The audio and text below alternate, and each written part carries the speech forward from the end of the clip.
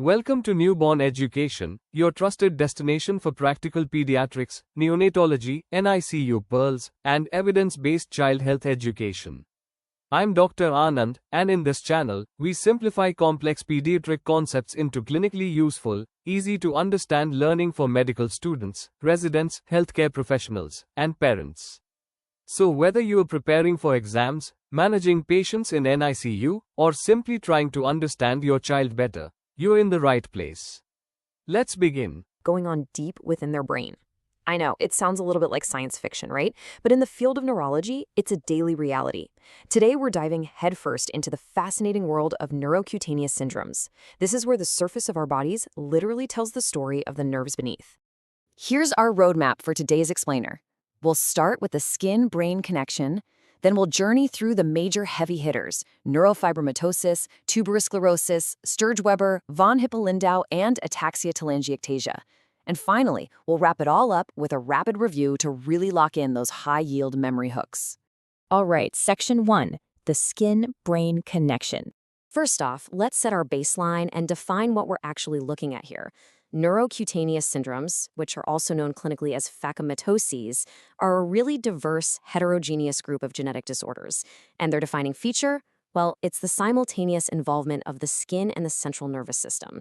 These conditions primarily crop up from defects in how cells regulate their growth, usually involving mutated tumor suppressor genes or hiccups in neurocrest development.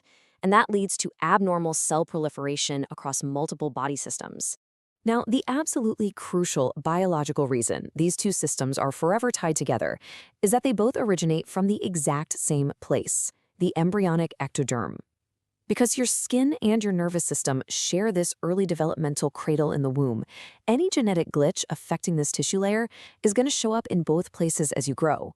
And that is exactly why visible skin markers are such brilliant early warning indicators for underlying central nervous system diseases.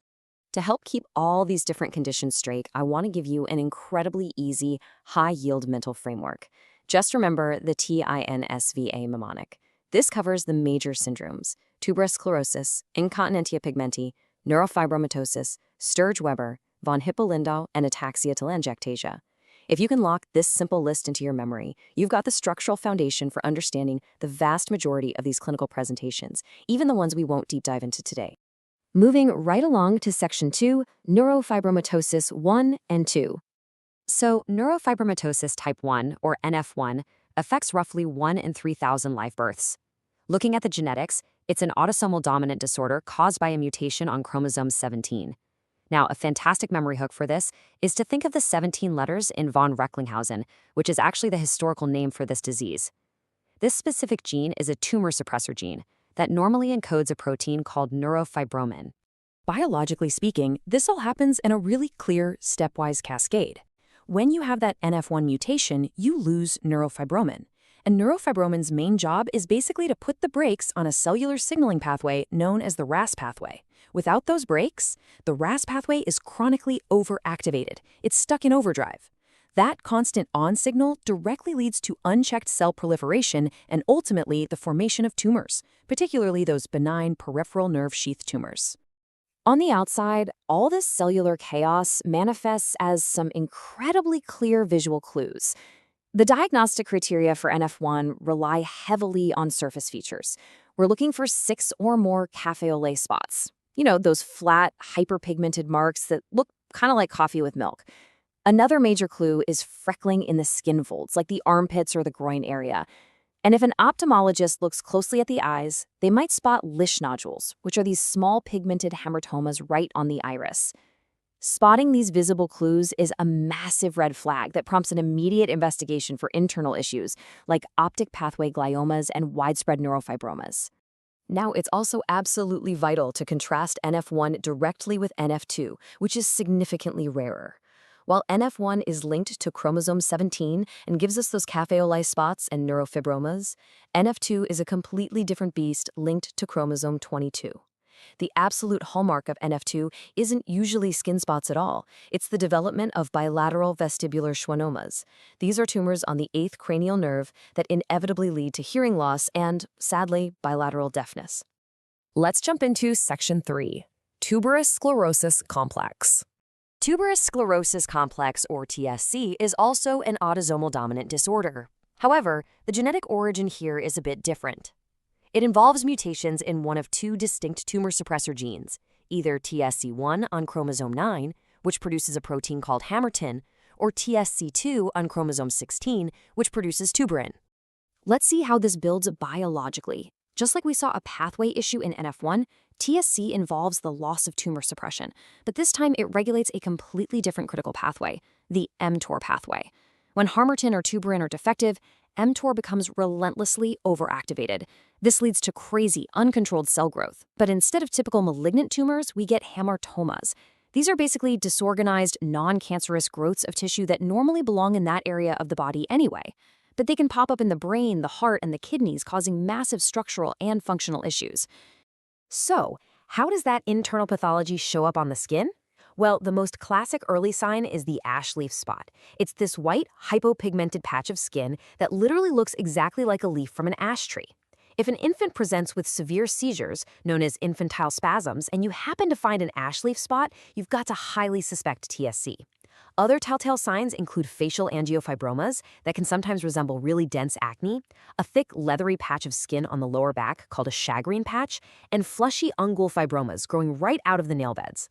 All right, Section 4, Sturge-Weber Syndrome. Now, Sturge-Weber is super unique.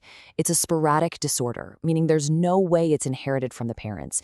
Instead, it arises from a post-zygotic somatic mutation, primarily in a gene called GNAQ. Because the mutation happens after conception, it only affects certain cell lines as the embryo develops, so the patient is a genetic mosaic. This specific mutation fundamentally disrupts blood vessel development, causing an abnormal, totally proliferative overgrowth of capillaries. So what does this capillary overgrowth actually look like? Well, take a look at the stages outlined here. Vesicular, verrucous, hyperpigmented, and hypopigmented. Actually, wait, let me clarify. Those specific stages outline the classic progression of incontinenta pigmenti. Remember the I in our Tin's faviomonomic? Sturge-Weber, however, does not progress through those vesicular or verrucous stages. Instead, it creates the iconic facial port wine birthmark, which is usually super evident right at birth. It's a massive visual clue. I mean, a port wine stain on the arm is one thing, but one located specifically on the forehead, in the V1 distribution of the trigeminal nerve, that highly correlates with those same vascular abnormalities happening right inside the skull. Underneath that birthmark, a PET scan will often reveal a large area of hypometabolism in the brain. In Sturge-Weber, patients develop leptomeningeal angiomatosis. That's a dense, abnormal network of blood vessels resting right on the surface of the brain, typically on the exact same side as the facial stain.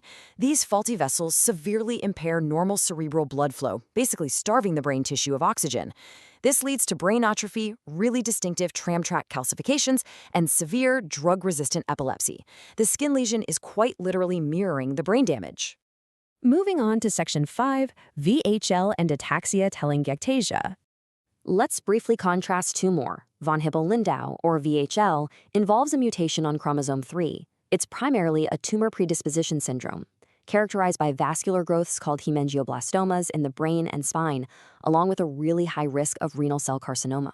On the flip side, we have ataxia telangiectasia, or AT, which is linked to chromosome 11.